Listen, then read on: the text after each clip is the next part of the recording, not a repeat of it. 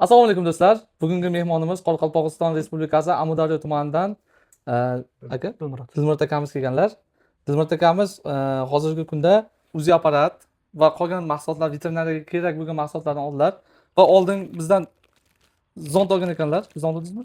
Shuni yana 25 kilalik qo'shimchasiga oldilar. Va termometr, detektorlarimiz va urib qo'yadigan apparatlarimiz va UZIchilar uchun alohida gel idishi bilan geli to'la va RKF T1 degan UZI apparatimiz bu sensorli, suvga chidamli, 10 000 amper, 22 sm chuqurlikni ko'ra oladi.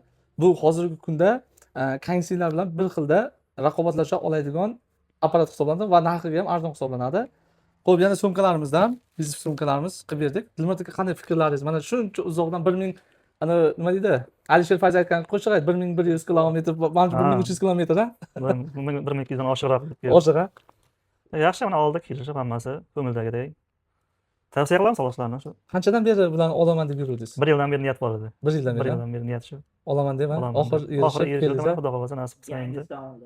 Yangi Xalqni xizmatida bo'lamiz. xalq xizmatida. Aka, bizda nima uslugalar bor? Nima uchun apparatlar bizda qisman qimmat deyishlaringiz mumkin?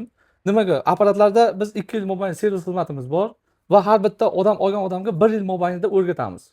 Bu qanday o'rgatish jarayoni? Hozir kelganlarda hozir biz bu yerda texnikasini o'rgatamiz va telefon orqali bizga videolarni tashlab turadilar. Kasalliklarini, bolani oyliklarini o'rgatib 1 yil mobaynida xizmat ko'rsatamiz.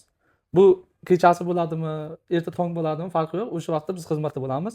Bu akamdan tashqari har kuni bizda telefon, Telegram to'la turadi. Ayni vaqtda javob bera olmay qolsak, yarim soat, 1 soatdan javob beramiz. Kimga shunday mahsulotlar kerak bo'ladigan bo'lsa, pastda telefon raqamlarimiz. Joningiz va molingiz sog' bo'lsin.